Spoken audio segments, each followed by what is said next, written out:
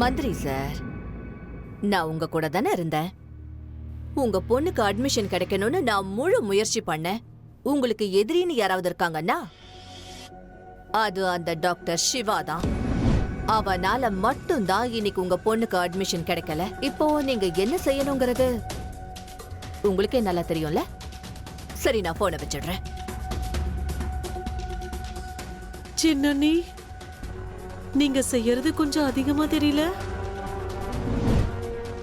ஏன்னா சிவா இந்த வீட்டு பையன், நம்ம பையன்.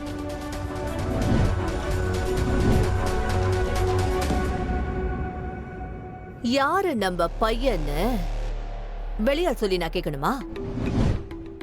வெளியாளுங்க வந்து வீட்டாளுங்க யாருன்னு எனக்கு புரிய வைப்பாங்களா என்ன? கல்யாணம் பண்ணி அனுப்பின பொண்ணு பிறந்த வீட்டுக்கு வந்தா அவ அந்த வீட்டு விருந்தாளியா தான் இருப்பா. அவளுக்கு பிறந்த வீட்டு விஷயங்கள்ல தலையிடுறதுக்கு எந்த ஒரு உரிமையும் இருக்காது. ஒருவேளை யாராவது அப்படி செஞ்சா அவளை கழுத்தை பிடிச்சு வெளியே தள்ளிடுவாங்க. நான் சொல்றது சரிதானே? எல்லாரும் சொல்றது உண்மைதான். காசிக்கு யாரு வந்தாலும் சரி, அதுக்கு பின்னாடி ஏதாவது ஒரு காரணம் இருக்கும். நீங்களே பாருங்க, ஒருவேளை கிரீஷ் அந்த காரியத்தை செய்யாம இருந்திருந்தா இந்த சமயம் அவன் சிவா கிட்ட இருந்திருக்க மாட்டான். அந்த சிவ பெருமான் மத்தவங்கள தான் அழிப்பாரு. ஆனா இந்த சிவா தன்னைத்தானே அழிச்சுக்க போறான்.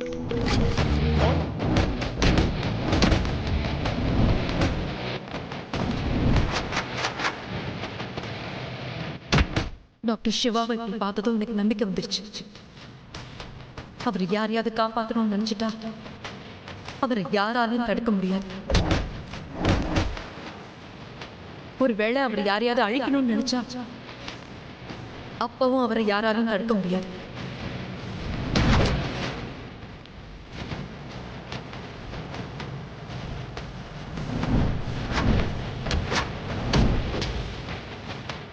தலை சக்தி, அட தள்ளி போமா.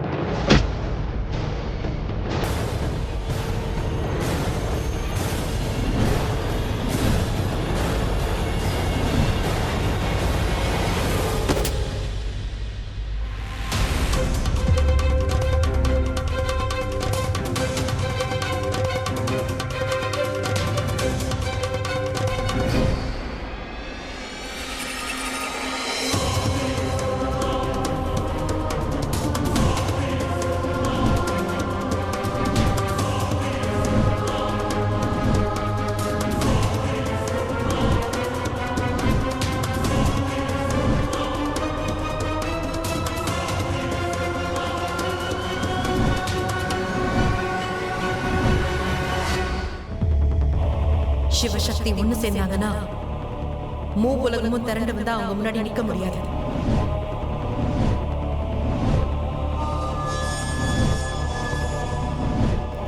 நீங்க எல்லாம் சாதாரணமான ரவுடிங்க தானடா.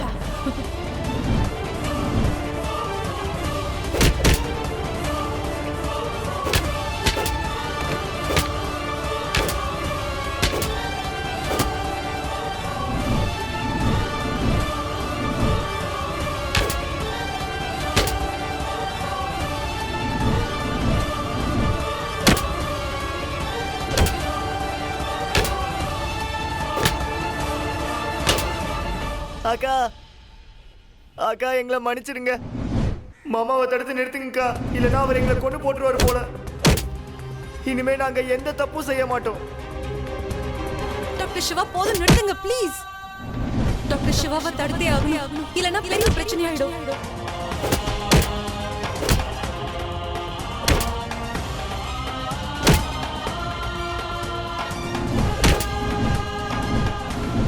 இவரை தடுக்க ஒரே ஒரு வழிதான் இருக்கு.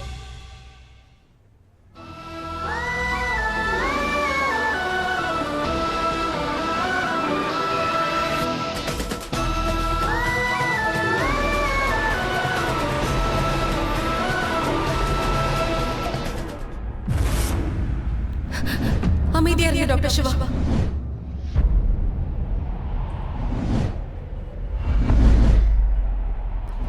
ப்ளீஸ் அமைதியா இருங்க.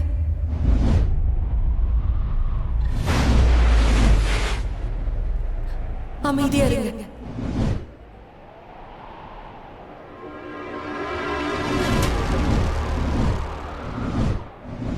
சக்தி மறுபடியும் சிவா அண்ணனை கட்டி பிடிச்சிட்டா.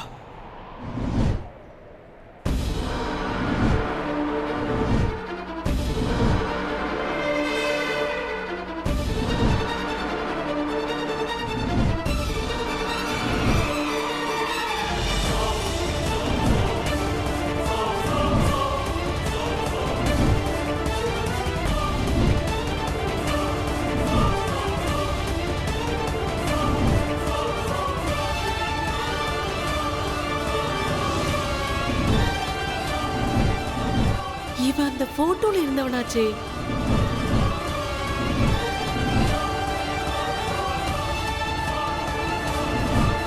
யாருக்காவது சந்தேகம் வருதா? இவங்க 2 பேருக்குள்ள என்னமோ இருக்கு. பாக்குறதுக்கு தான் அப்பாவி மாதிரி இருக்கா, ஆனா பெரிய ஆள் தான்.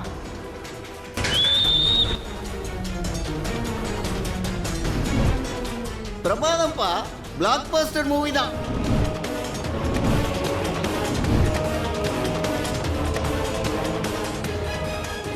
ஹீரோ ஹீரோயினை காப்பாத்தினது செமையா இருந்தது.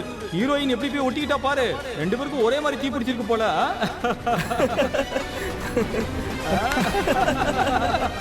பட்ட பகல்ல ஒரு பெரிய சினிமா ஓடிட்டு இருக்கு பாருப்பா. காதலிக்கிறேன்றவன் ஏன் பயப்படணும்? சரியா சொன்னேன். இவங்க இந்த காலத்து புது காதலர்கள்னு நினைக்கிறேன். போதும். செமையா மூவியா, பிளாக் பஸ்டரா? இன்னைக்கு இந்த பொண்ணுக்கு நடந்த மாதிரி நாளைக்கு உங்க அம்மா அக்கா தங்கச்சிக்கு நடந்தா இப்படிதான் சொல்லுவீங்களா? செமையா இருக்குன்னு.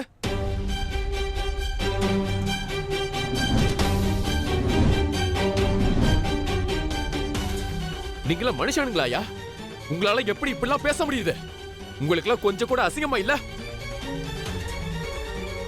நீங்க எல்லாரும் நினைச்சிருந்தா உங்களால இதை தடுத்திருக்க முடியும். ஆனா நீங்க வேடிக்கை பார்த்துட்டு இருக்கீங்க. நீங்களா இப்படி வளர்ந்ததை நினைச்சு உண்மையில நீங்க வெக்கப்படணும். உங்களோட மனசாட்சி உங்களை கேள்வி கேட்கல? கடவுள் முன்னாடி போறதுக்கு உங்களுக்கு வெக்கமா இல்ல?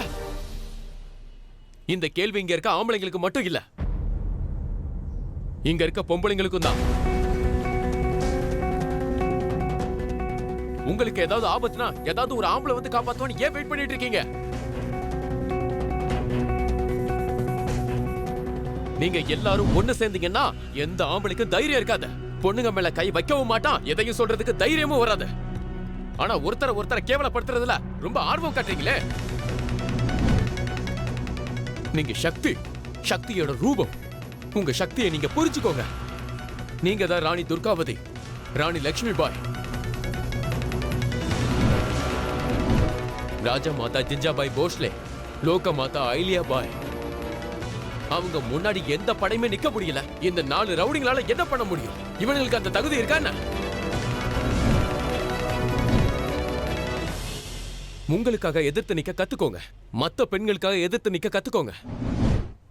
இல்லனா இன்னைக்கு இந்த பொண்ணு நிக்கிற இடத்துல நாளைக்கு நீங்க நிப்பீங்க.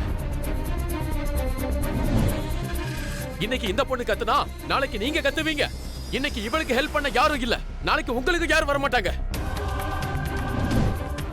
அழுக்கு தானா போகாது, நாம தான் அதை சுத்தப்படுத்தணும். இல்லனா அது நார ஆரம்பிச்சிடும். அது நாளுக்கு நாள் அதிகமாகிக்கிட்டே இருக்கும். அதை சுத்தி இருக்கிறவங்களோட உடல்நிலையத்தான் அது பாதிக்கும். இங்க பாருங்க, இதுதான் அந்த அழுக்கு. உங்க எல்லாருக்கும் இந்த மாதிரி அழுக்கோட இருந்து பழகி போச்சு. அதனாலதான் உங்க எண்ணமும் சரியா இல்ல, உங்களோட செயலும் சரியில்லாம இருக்கு.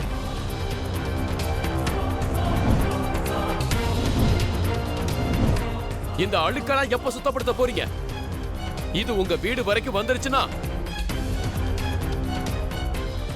உங்க அம்மா, தங்கச்சி, மனைவி எல்லாரையும் வேட்டையாட ஆரம்பிச்சுட்டா எப்பதான் இந்த அழுக்க சுத்தப்படுத்த போறீங்க?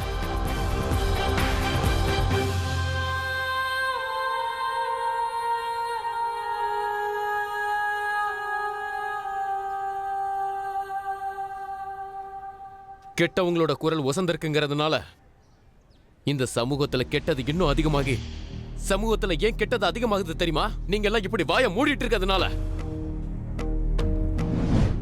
கெட்டவங்க கெட்டது செய்யறாங்கிறதுனால இந்த சமூகத்துல கெட்டது வளரல. இந்த சமூகத்துல ஏன் கெட்டது அதிகமாகுது தெரியுமா? ஏன்னா நல்லவங்க அவங்களை கெட்ட காரியம் செய்ய விடாம தடுக்கிறது இல்ல. கெட்டவங்களுக்கு தைரியம் அதிகமாகிறதுனால ஒண்ணும் சமூகத்துல கெட்டது ஒண்ணும் வளரல. சமூகத்துல ஏன் கெட்டது வளருது தெரியுமா? ஏன்னா நல்லவங்க எல்லாம் கண்டு காணாம விட்டுறதுனால அவங்க லைஃப்ல மட்டும் பிஸியா இருக்காங்க.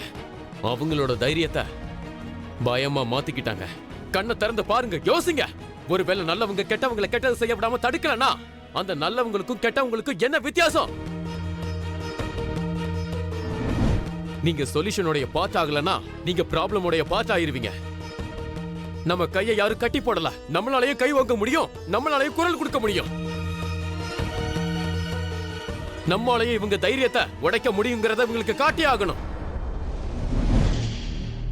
இவங்க கூட்டம் கம்மி, நம்ம தான் அதிகங்கிறத இவங்களுக்கு காட்டலாம்.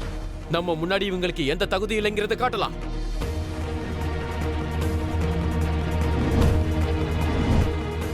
அடுத்த முறை இவங்க வேற எந்த பொண்ணையாவது ஏறெடுத்து பார்த்தாங்கன்னா இவங்கள வேரோட அழிக்க முடியும்னு நம்மளால இவங்களுக்கு காட்ட முடியும்.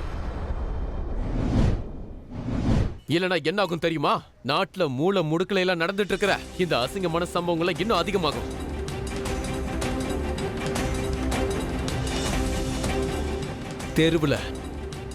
தெருவுல ஒரு பொண்ணை அடிச்சிட்டு இருக்காங்க, ஆனா யாரும் எதுவும் கேட்கல.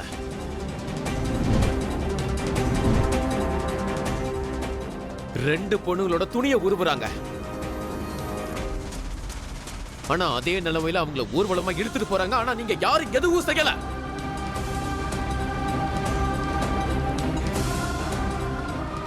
இப்ப உங்களுடைய குரல் அடங்கிருச்சு, ஆனா யாரு இறந்தாங்க தெரியுமா? நம்மளோட சமுதாயம் தான். நம்ம எல்லாருடைய மானமும் செத்துருச்சு, சமூகமே செத்து போச்சு. மகாபாரத காலத்துல இருந்தே ராமாயண காலத்துல இருந்தே இந்த நிலைமை தான் தொடர்ந்துட்டு இருக்கு. பொண்ணுங்களை என்ன வேணாலும் செய்யலான்னு, அது சீதையா இருந்தாலும் சரி, திரௌபதியா இருந்தாலும் சரி. ஆனா வேதங்கள் புராணங்கள்ல இதோட விளைவு என்னன்னு தெளிவா எழுதியிருக்கு.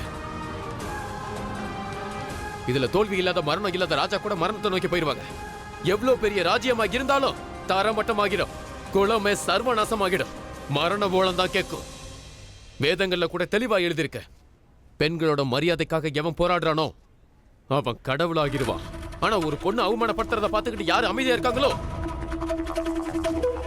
அவன் மரணத்துக்காக தவிப்பான். காலன் கூட அவனை நெருங்காத. ஒருத்தர் ராமருடைய கால்ல இறுதி மூச்சை விடுறான், இன்னொருத்த அம்பு படுக்கையில அவரோட உயிரை விடுறாரு. ஜடாயுவோட பேரை யாருக்குமே தெரியாது. அவர் ஒரு கழுகு, ஆனா அவர் வாழ்க்கையில ஒரு நல்ல காரியம் பண்ணாரு. அதனால அவர் மனுஷங்களை மட்டும் இல்ல, கடவுளுக்கும் மேல போயிட்டாரு. ராவணன் சீதையை கடத்தி கூட்டிக்கிட்டு போகும்போது ஜடாயுதா அவங்களை காப்பாத்த முயற்சி பண்ணாரு. அவருக்கு வயசாயிருச்சுன்னு அவருக்கு நல்லா தெரியும். ராவணனை ஜெயிக்க முடியாதுன்னு அவருக்கு தெரியும். இருந்தாலும் அவர் முயற்சி பண்ணாரு. அவருக்கு நல்லா தெரியும் இந்த சண்டையோட முடிவு ஒன்னே ஒண்ணுதான், அவருடைய மரணம். இருந்தாலும் அவர் சண்டை போட்டாரு. கடைசியில என்னாச்சு தெரியுமா? அவரோட அந்த ஒரு செயலால அவர் காலத்துக்கும் அமரர் ஆயிட்டாரு. அந்த கடவுள் ஸ்ரீ ராமரே அவருக்கு இறுதி சடங்கு செஞ்சாரு. அந்த கடவுளே அவருக்கு மரியாதை செஞ்சாரு.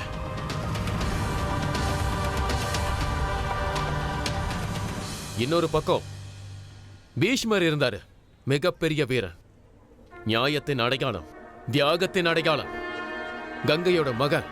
அவர் எல்லாருக்கும் என்ன செய்யணும்னு கத்து கொடுத்தாரு. கொடுத்த வாக்கு காப்பாத்துறது எப்படின்னு கத்து கொடுத்தாரு. வழிகாட்டியா இருந்தாரு. ஆனா அவரும் ஒரு தப்பு பண்ணாரு. அவையில திரௌபதியோட புடவையை இழுக்கும் போது அந்த சம்பவத்தை தடுக்க முடியும்னு அவருக்கு தெரிஞ்சிருந்தோம்.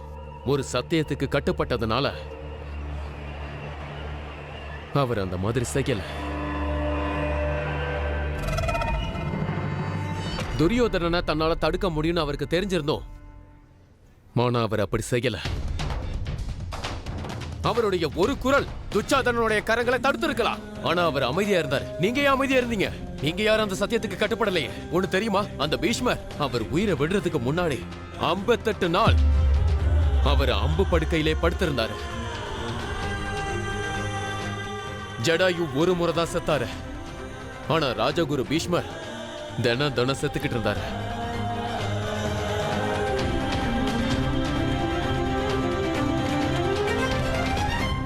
நீங்க யார் ஆகணும்? ஜடாயுவா இல்ல பீஷ்மரா?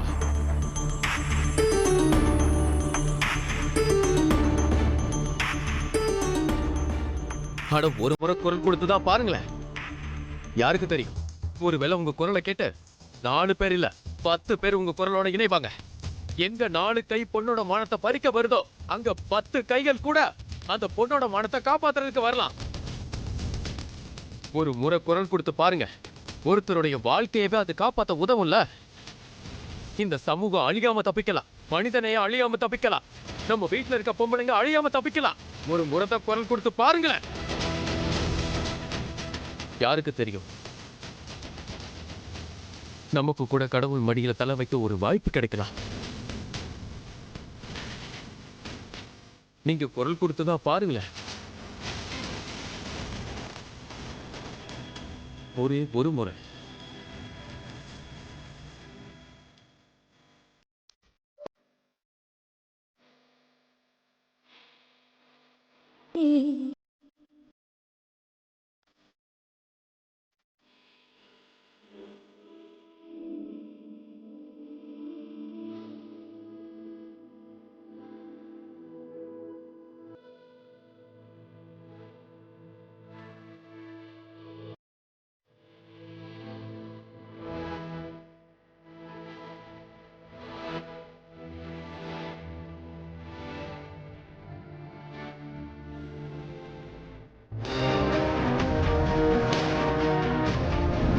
இந்த சிவாவுடைய பேச்சை கேட்டு சக்தி ஃபுல்லா இம்ப்ரெஸ் ஆயிட்டே இருக்கா. மாம் ஏதாவது பண்ணி இவனுடைய வாயை அடைங்க.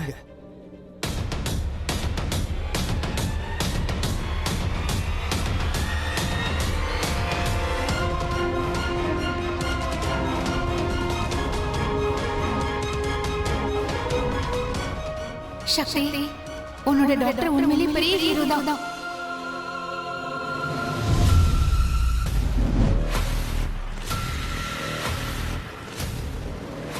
ஏய், நீங்க என்ன பண்ணிட்டு இருக்க?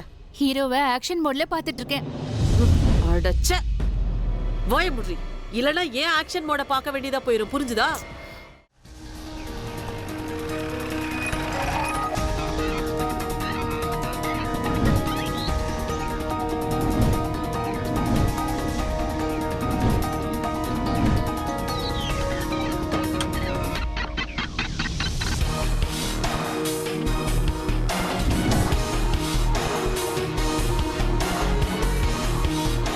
இன்ஸ்பெக்டர் சார், நல்ல வேளை நீங்க வந்தீங்க.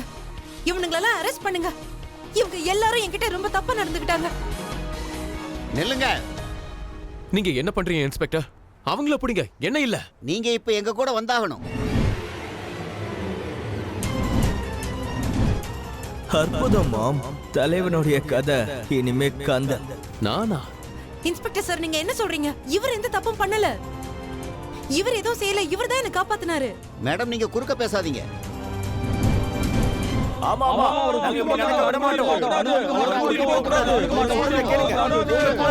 நீங்க எல்லாரும் அமைதியா இருங்க, பின்னாடி போங்க. நீங்க இப்ப அவரை அரெஸ்ட் பண்றது ரொம்ப பெரிய தப்பு.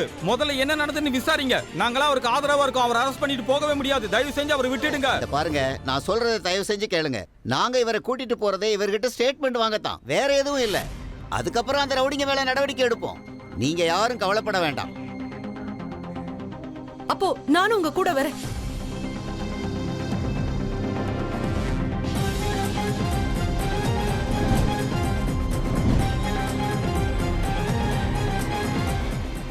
இந்த பாருங்க மேடம், நீங்க எங்களை எங்க வேலையை செய்ய விடுங்க. நீங்க விலகி போயிடுங்க. நிறுத்துடி.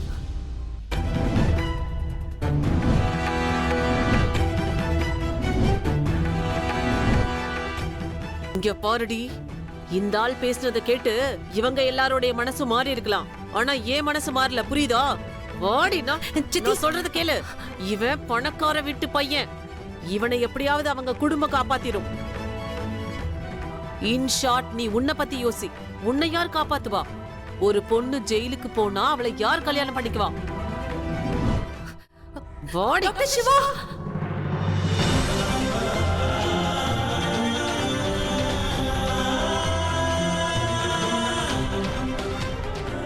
பாரா, ஏதோ ஜென்ம ஜென்மமா லவ்வர்ஸா இருந்தவங்கள பிரிச்ச மாதிரி ரியாக்ட் பண்ணிட்டு இருக்கா. சக்தி, உன்னை நான் கண்டிப்பா மன்னிக்க மாட்டேன்.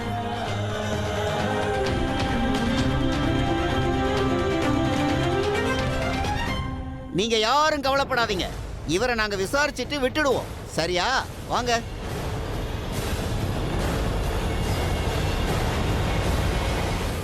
இன்ஸ்பெக்டர் சார், நீங்க விசாரிக்க தான் கூப்பிடுறீங்கன்னா நான் ஏன் வண்டியில வரேன். இங்க பாருங்க சார், மாமியார் வீட்டுக்கு போகும்போது சொந்த வண்டியில போக கூடாது, இந்த வண்டியில தான் நீங்க போகணும்.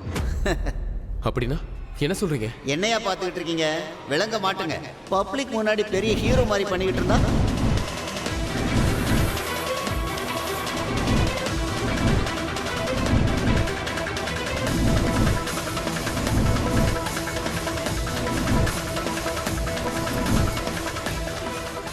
இன்ஸ்பெக்டர் சார், நீங்க என்ன சொல்றீங்க? என்னையா வேடிக்கை பார்க்குற? வண்டியில ஏத்தியா? ஏரியா.